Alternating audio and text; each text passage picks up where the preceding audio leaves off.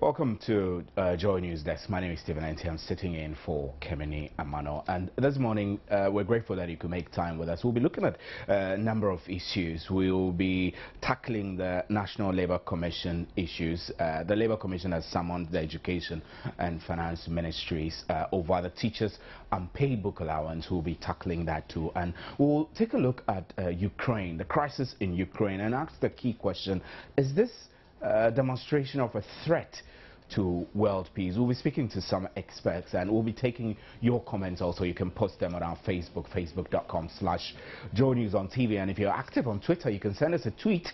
Our handle is Joynews on TV. Now, later on in the show, we will be going onto the field where the Mttu, the Motor Traffic Transport Department of the Police Service, is mounting an exercise of impounding unregistered motorbikes. The action is taking place live in parts of the city, so we'll try and link you up with our reporter who is on the ground, and we'll get some updates there from the field. So this is News Desk. We're grateful that you could make time with us. Stay with us. My name is Stephen Enti.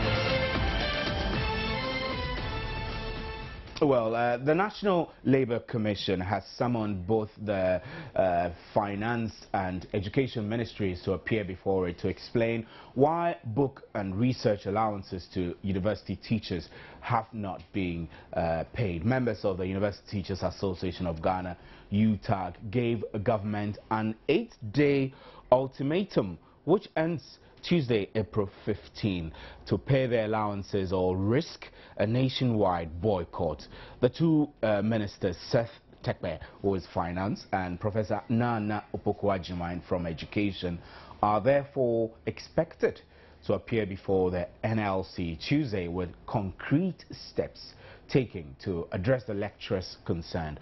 UTAG President Dr. Samuel Ofori-Bekwai told Joynews previous meetings which the lecturers have had with the NLC and the two ministries in a bid to address sticking points in the payment of their book and research allowance have not yielded positive results. He indicated that the lack of progress at these meetings was because subordinates instead of the ministers themselves were sent to the arbitration. According to Mr. Bekwai, although government had indicated it was replacing the book and research allowance with a national research fund to better the lot of lecturers, monies allocated for new fund was less than what it used to give lecturers. So we're getting on the phone lines now to get some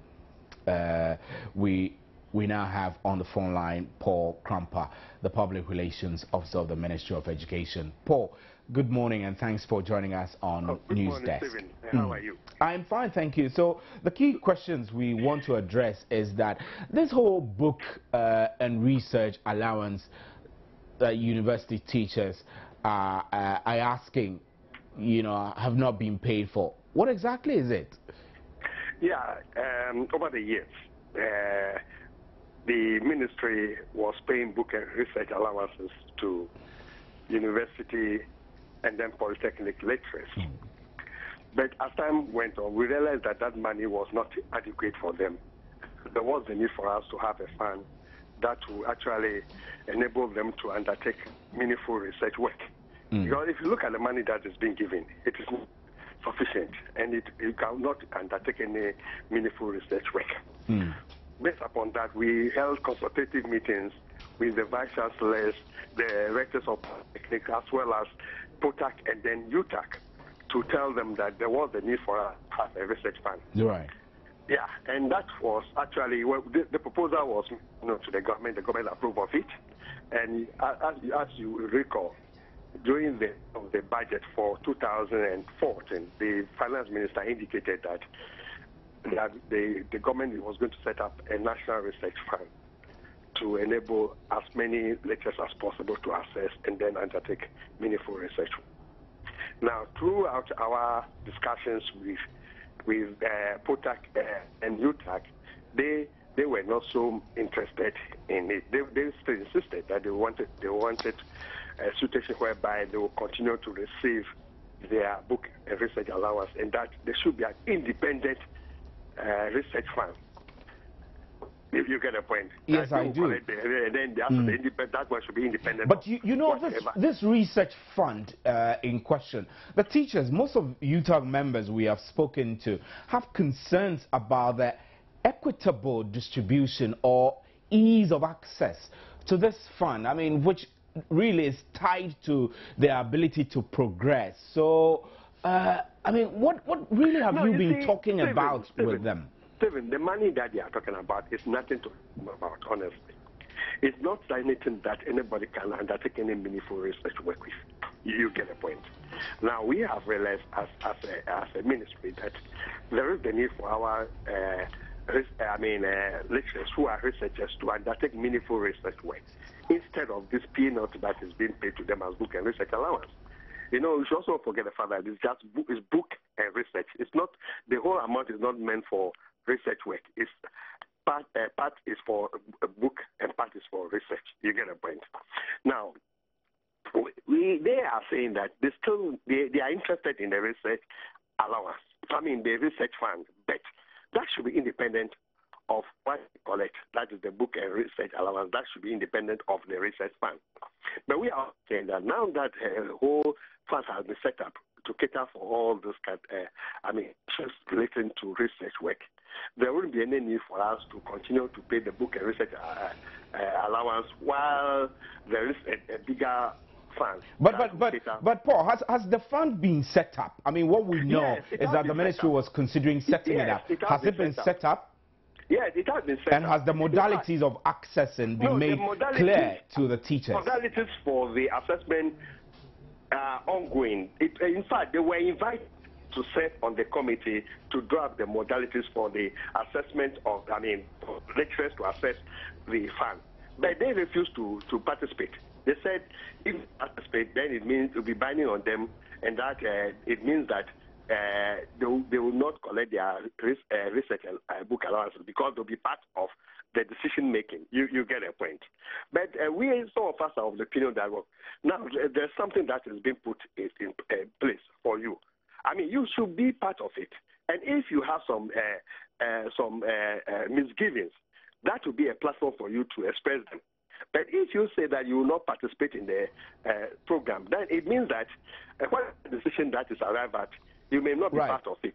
Right, you get a point. Paul, and then it may be binding on you. Paul, I'll have you hold. I need to get a quick reaction from UTAG itself, and we've been joined on the other telephone by Dr.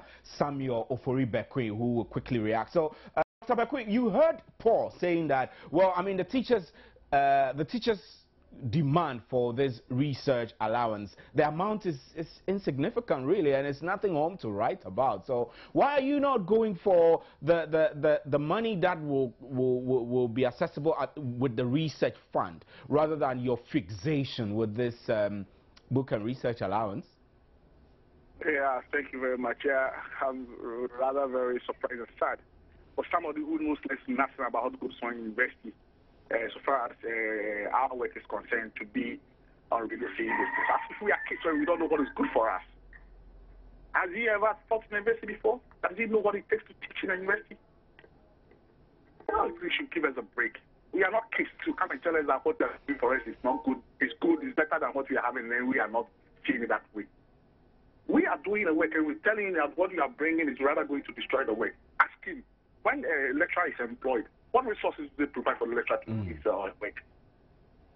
So, Dr. Bekwai, I mean, the key issue now is that your members don't want the research fund. We have not said anywhere that we don't want the National Research Fund. So we said that the purpose of the establishment of the National Research Fund is completely different from that of the book and research allowances, and that the research fund cannot come and supplement the book and research allowances. Rather, it can coexist. We did even ask for the establishment of a research fund to broaden the research capacity and then research in the country. The book and research, well, the kind of research that we use for, is not for that kind of big researches that the national research funds are used for. It's for these small-scale researches that we do to enable us enhance our teaching notes and go to the classroom. But there's also the issue of affordability and cost. I mean, if you want the National Research Fund to run alongside the book teachers... Excuse me, let me ask this question. Are they saying that we should stop teaching and then concentrate on research? Well, I'm not sure about that. Then we said that we need this one for teaching. It's a complete different thing. We need this one to whenever go to the classroom to teach. What he's talking about is not always that what you research on will immediately yield to the benefit of those in the classroom. It's a national issue. It's the country that will set research priorities for people to research into. And not necessarily the classroom type of it. And in any case, it's tied to our financial service. Lecturers are promoted through research. Now, if you put it there, say they should come and apply for it before they do, and we know that because of the quantum of money in those funds, it's not every lecturer that is going to get it every year. So if you apply and that year you don't win, what happens to you? Doesn't mean that you cannot go on research, publish, and then get promoted. Who in this world works without promotion? So would you say that you are content so far that the National Labour Commission is inviting the Ministries of Education and Finance to come answer? So it's not only to them. We have all been invited. As a fact, we were there last Friday, and Paul himself was there. And the responses that he was giving, they were not satisfied with his responses. That's why they extended the invitation to the minister and then that of the finance minister also to appear. All right. So what was the deliberation? So all of us are going to be there. What was the deliberation when you met with the National Labour Commission?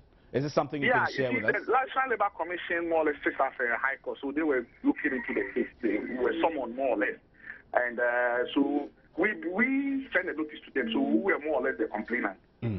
So when we got the access to state our case, we did. After which they asked Paul also to come up with a response. So in all of this, what indications are the UTAG members getting from government? Is it like non-cooperation or lack of willingness? The kind of things that Paul is saying, that's what we are getting. It's like they've made up their mind. They've made up their mind, and then there's no need for us even to continue the discussion. We also stay put from the classroom because we said that this is what we need to enable us to go to the classroom to teach. Right. We'll still have Yes, I'm listening, sir. Okay. All right. I'm listening, sir. Yeah. I said that this is what we need to go to the classroom to teach. And if you take it away from us, then you are telling us to go to the classroom to teach. Nobody has given any counter argument to our argument. All that they are saying that what we are bringing is better. As if we don't know how national research funds operate. I have benefited from a research fund from other countries, and I know how they operate. You have to apply, and it's not always the case that you win. In any case, last year they used 10 million Ghana cedis to pay for the book and research allowance. Then you said you are going to establish something that is better than the book and research allowance. And then you rather earmark 3.5 million Ghana cedis. Doesn't make sense. Right. How can 3.5 million Ghana cedis be better than 10 million Ghana cedis? Right. Paul Krampa is still on the line. So, Paul, I mean, you've heard Dr. Bekwin on the issues. One, that your posturing looks like non-cooperation, and if you're scrapping the research allowance of the university teachers, which was earmarked for like 10 million, and bringing a research allowance of 3 million, then you're shortchanging them. No. I totally disagree. Somewhere. You know, the point is this. You see, now the amount he's talking about is just the first chunk of money that has actually been lodged into the account for the research fund. You get a point. And nobody's saying that instead of the money that has been used in the payment of the allowances, there won't be any, the amount will still be very low. That is just, that's what I'm talking about. It's just the seed money.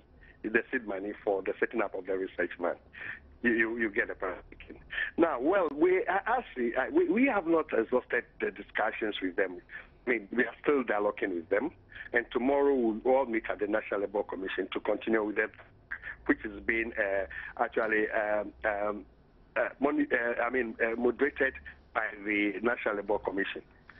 We want to find an amicable solution to this issue. I mean, if they still insist that they want the book and research allowance, it's something we need to look at critically.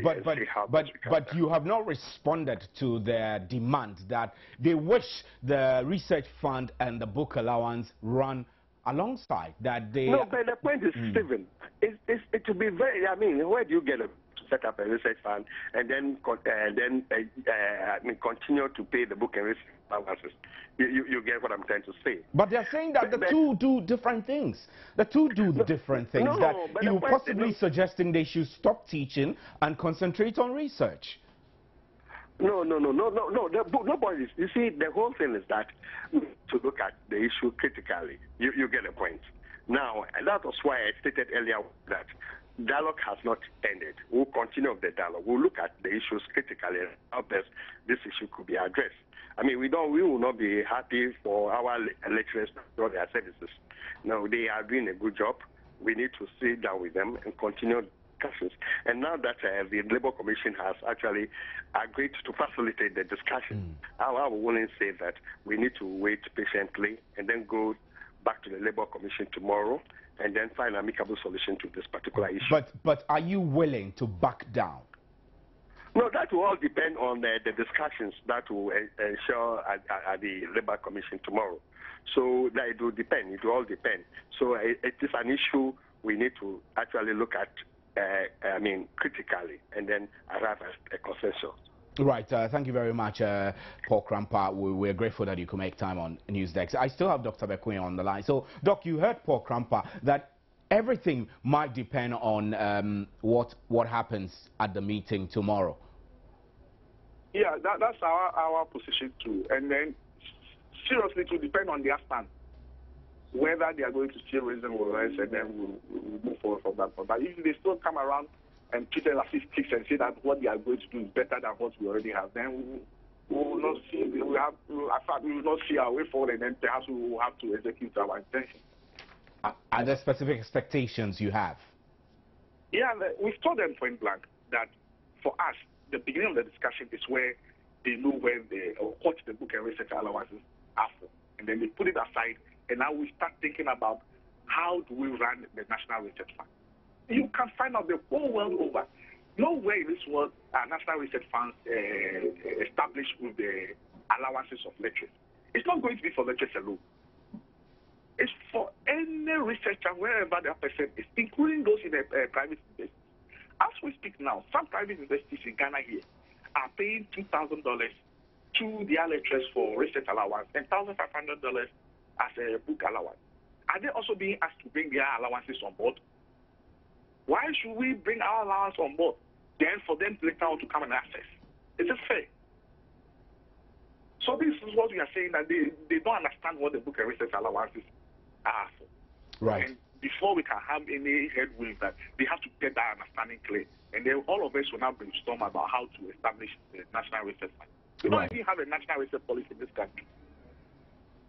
Right, thank you very much, UTAC President Dr. Samuel Ofori-Bekwin. We're grateful you could make time on today's on Newsdesk. We'll take a break. We'll be right back to explore the other issues that we have on the plate for you. Stay with us.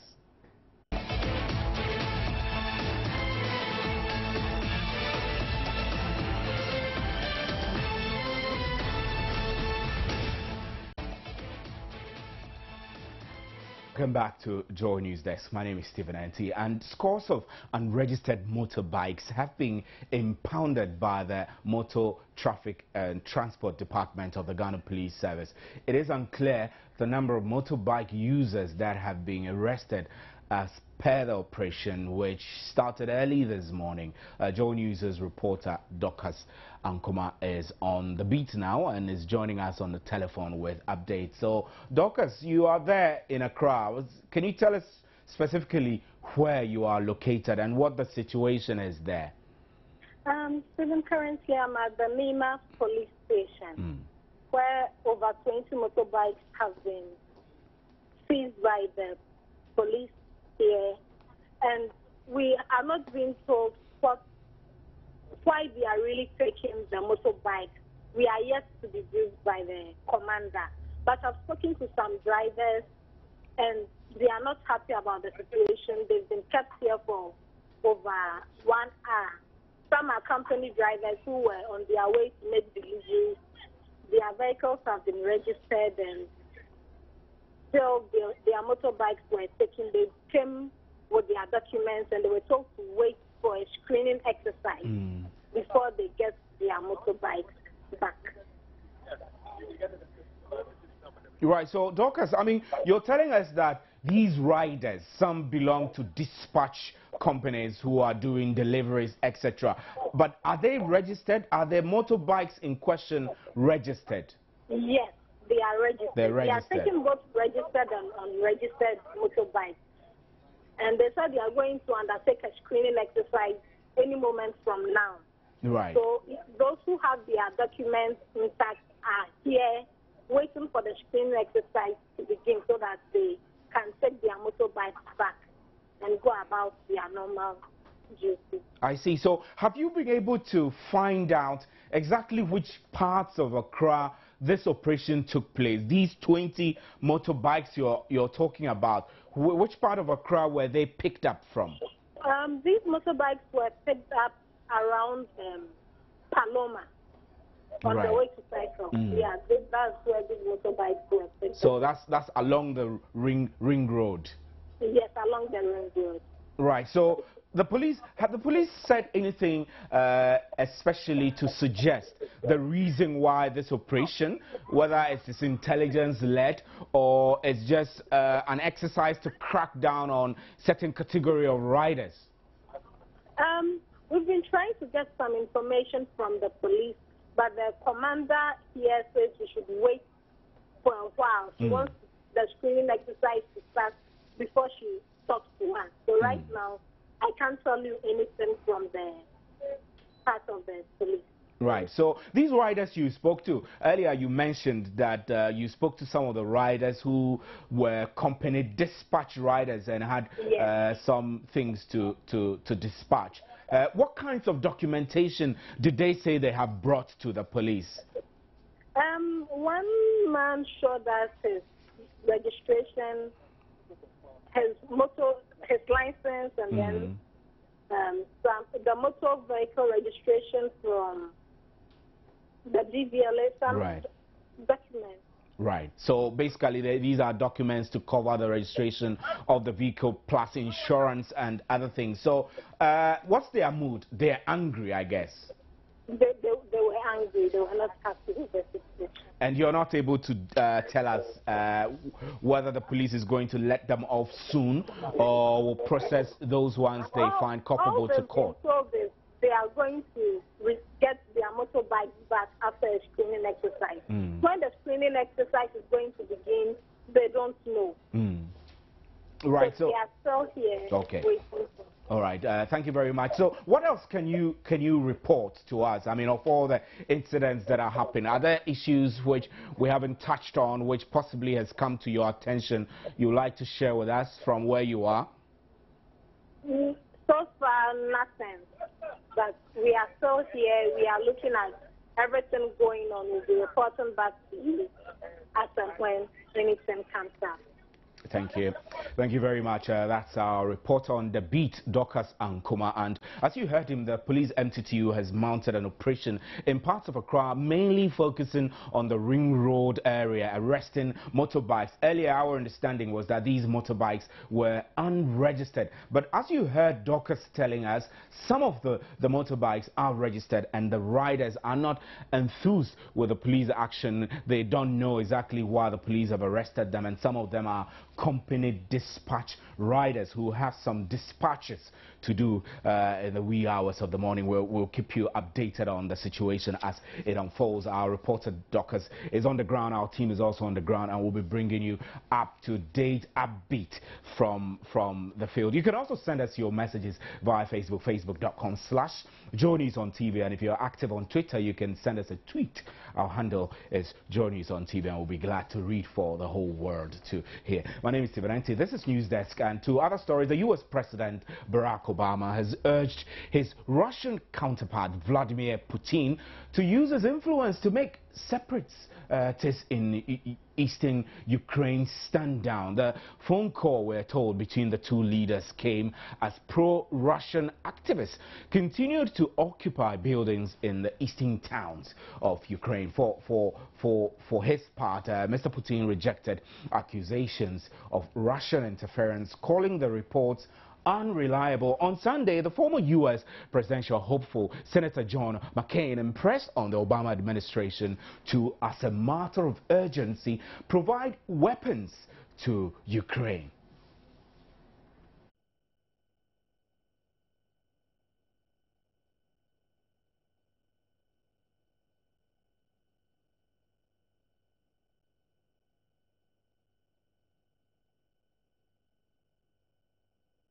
Well, we apologize for loss of sound. We will bring that sound bite back on. But let's get on to the telephone line and speak to international relations expert Ibrahim Irbad. Irbad, good morning and thanks for joining us on Joynews desk. Good morning, Steve. So, as pressure mounts on the Obama administration and with Russia's current posturing being questioned by the U.S. and its allies, what does it mean really for world peace? I think, Steve, I'm not surprised at all by the rhetoric coming from the quarters of McCain. It's known to all and sundry that the Republicans are feistier and more hawkish on foreign policy than Democrat presidents. So that's why Obama is being a bit reticent in going on a full-out, attack on the Russians. But that is not to deflate the idea that the U.S. and Russia have a long history of mutual sabotage. We saw how the Russians supported the Vietcongs during the Vietnam War, and then when the Russians also invaded Afghanistan in the 1980s, and the American CIA also supported the rebels with weapons. So I think any further militarization or escalation of the current political crisis in the eastern part of Ukraine risks sparking off a proxy showdown between the U.S. and Russia. But everything depends upon Vladimir Putin. The interim president of Ukraine, Alexander Techidov, has thrown down the gauntlet. He has already announced the commencement of a sweeping military action against the pro-Russian rebels. But I think Vladimir Putin is quite a savvy politician. Now, Irbad, let's pause a bit and do a little critical analysis about the situation. It does appear that this is beginning to look like the rift which existed in the Cold War era of U.S. and America at each other's throats. I mean, is Ukraine a big deal for Russia under the circumstance? Does Russia need Ukraine to be part of Moscow? Yeah, Ukraine was part of up to some 15 republics that were part of the erstwhile Soviet Union. And Ukraine is geographically strategic to the security of Russia. Next door, we have Poland, and the Westerners are planning on having an anti-missile defense system over there, with the expectation that anytime soon in future, if there is any hostility from the Russians, they'll be able to stop the weapons, the missiles that would be shot by the Russians to mainland Europe. But I don't think we are resuscitating such actions or resuscitate the rivalry and hostility between those two world powers, as we saw during a very large part of the Cold War era.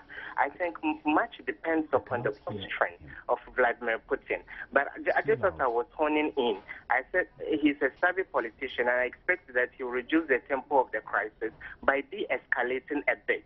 And I know so well that he would want to tread the path he treaded in Crimea.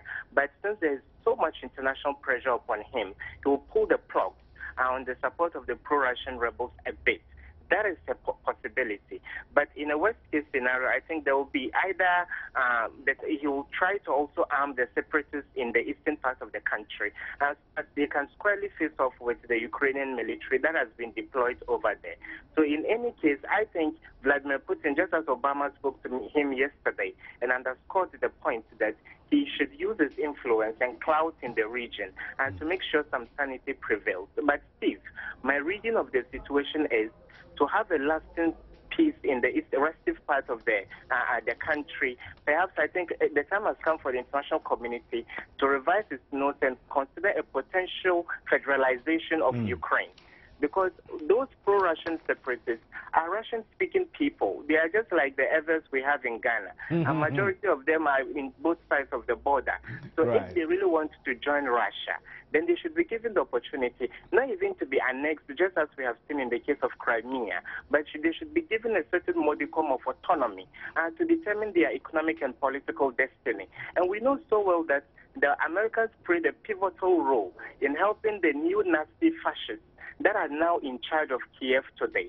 So therefore, the Russians feel like the wind has been taken out of their sails, and they will not let this go quite easily. That's why there's so much showdown and wrangling between them and the U.S. Edbert, you speak about the fact that Ukraine needs a certain modicum of autonomy. I'm quoting you exactly. Now, of Russia and the U.S., which of them are fighting for the interest of Ukraine? I think the Russians have got their peculiar interest. You see, when these separatists started fighting the interim government, they were using very modest weapons. They were armed with Molotov cocktails and clubs. But footage we are receiving from Ukraine indicates that they have upped the ante, and they are now using missiles, and they are now using assault rifles and grenades. So you suspect somebody is providing the arms to them? Exactly. And today, in a statement by the British Foreign Secretary William Hague, he said Russia has a tacit approval, and in some cases is complicit in the unrest that is taking place right now. So I think Western powers like the U.S., the United Kingdom, and France are poised to tighten noose around the Russians so that they will capitulate a bit in their bid to annex more territory in Ukraine. But I don't think they will have the full cooperation of the rest of Europe, because many European countries depend upon the natural gas that is pumped from the pipelines from Moscow, and therefore they will be a bit more reserved in wanting to be in any form of confrontation with Russia. So, but tell me, I mean, you heard John McCain saying that perhaps it's time for the U.S. to be providing small arms for the Ukrainian fighters. Really, how does the John McCain factor change the dynamics? Steve, in international relations, there is more to it than meets the eye. We have some intelligence reports that the director of the Central Intelligence Agency, John Brennan, traveled under a pseudonym to Kiev over the past weekend. And in a few hours, the interim government gave an ultimatum that the pro-Russian separatists should vacate the government buildings they have occupied. And that ultimatum ended yesterday, and only today, the interim president has announced a sweeping military action in the eastern part of the country. So that tells you that some faceless, people are behind the scenes and pressing the buttons. And I know so well that the Obama administration would want to assert itself now because it feels battered in the eyes of its allies elsewhere in the world. It seems to have taken softened positions on the issue of Syria, Iran, and then in the case of Crimea. So it's time for Obama to salvage his credibility in the eyes of America's allies. And that's why I think they will not let Russia have a field day by taking most territory. But how will Obama do that? You are saying it's time for Obama to salvage his credibility in the eyes of American allies. What exactly is he supposed to do? I think this conflict will go beyond the drawing board and go onto the battlefield. Perhaps we are going to discuss lifting the situation from the ballot box to the ammunition box. There is no way we can get out of this current situation diplomatically. Certainly some bruises have to be suffered, either on the part of the Ukrainians or the Russians. And rounds of sanctions have already been slapped against Moscow. But sanctions alone will not deter Vladimir Putin. An imperialist Vladimir Putin that wants to bring back Russia on the path and pedestal of a bipolar world superpower, that will not make him capitulate on his intentions. And therefore, the Americans, in one way or another, will militarily get involved in the crisis, even though they will try to do that in a subtle way. And Obama is asking Vladimir Putin to use his influence to make the separatists in the eastern Ukraine stand down. Do you think that Putin, I mean, Putin as he is, will heed to Obama's advice or call? And Steve, just as I stated, Putin is a very smart guy, and he has proven that over and over again. See how he surreptitiously took over Crimea.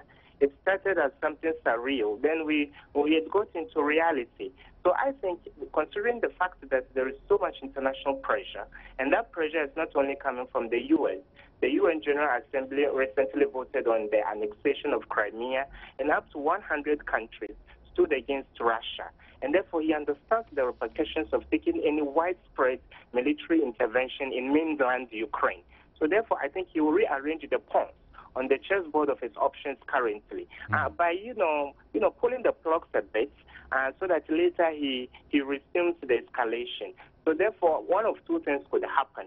It's either he will mellow so that he would let the Westerners feel strong, so that he would come again another time and help the Russian-speaking people in the eastern part of the country, or also be recalcitrant and intransigent by also upping the ante so that there will be a proxy confrontation between Russia and the U.S., and the battlefield is going to be Ukraine.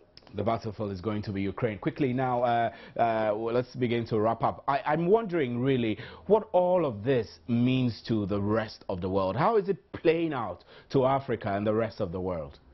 Some people have been presumptuous enough to predict that what is happening is a harbinger of a third world war. We are considering a potential Armageddon. But I wouldn't toe that line. I wouldn't be that pessimistic. I think we will come out of this even stronger and more tight-knit as an international community. Level heads just needs to prevail. And the time has come for Western powers to also understand that being pro-West and adopting, EU economic regime does not necessarily mean a widespread acceptance by any people in any jurisdiction of the world. If some section of Ukrainians felt like they should lean to the European Union, they could have tabled that for discussion. But to have in a surreptitious way supported these fascist neo-Nazis that were quite armed and then, chose the barrel of the gun to topple Yanukovych, certainly that doesn't bode well for that peaceful international community all of us aspire to. And therefore, the time has come for America to understand that American model democracy is not necessarily what will save all the countries of the world. So if some other countries feel like choosing other systems of government, that in any would have respect for human rights, the respect for the rights of women and children, then so be it. Rather than wanting to push down the American way of life, hook, line, and sinker down the throats of people around the world. Thank you very much. Iqbal, I haven't heard China a lot on this. Do you suspect that China is using the wait-and-see approach? China, too, is quite a very funny player, Steve. As we speak, the Russian Foreign Minister, Sergei Lavrov, is in Beijing right now. So I think the Chinese are less boisterous and buoyant when it comes to following an aggressive foreign policy. China would come into any jurisdiction and help with economic growth and not interfere in your politics. But that is not the case with both Russia and the U.S. So they are sitting on the fence currently. But if there is going to be any robust action against Russia through the corridors of the UN Security Council, certainly the Chinese will have the back of the Russians. I know that Africa has its own concerns with the Central African Republic, but should Africa be really keen on what's happening in the Ukraine, considering that, the U.S. is a major ally of Africa, really? If, they say if America sneezes, the whole world catches cold.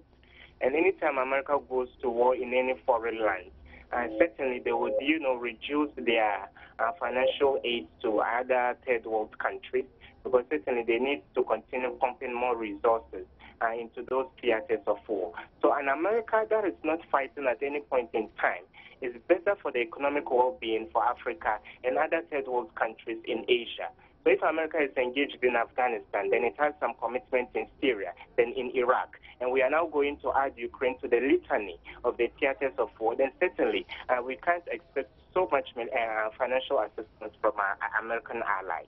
There should be a cause for concern for us as a continent. Right, thank you very much. Irbad is an international relations expert, and he joins us there. So that's how we wrap up on today's Joynews X. My name is Stephen Anti, and stories we brought to you. The National Labour Commission is summoning the Education and Finance Ministries to come and answer questions over the teachers' unpaid book allowances. We spoke to the UTAC President, Dr. Samuel Bekwe, and then spoke to the Public Relations Officer of the Ghana Education Service, who both have various viewpoints to share about it. And then we also got onto the field to Nima Police Station, where our reporter Dr. Sankoba brought us up to speed with MTTD operations of arresting unregistered motorbikes. It does appear that they were including registered bikes as well, and over 20 motorbikes have been arrested and impounded at the police Mttu. We're bringing you more of this in our subsequent bulletins. We also spoke about Ukraine and asked the key question whether what is happening in Ukraine is a crisis. Ukraine crisis is a threat to world peace. My name is Stephen Anti. Thanks for staying with us.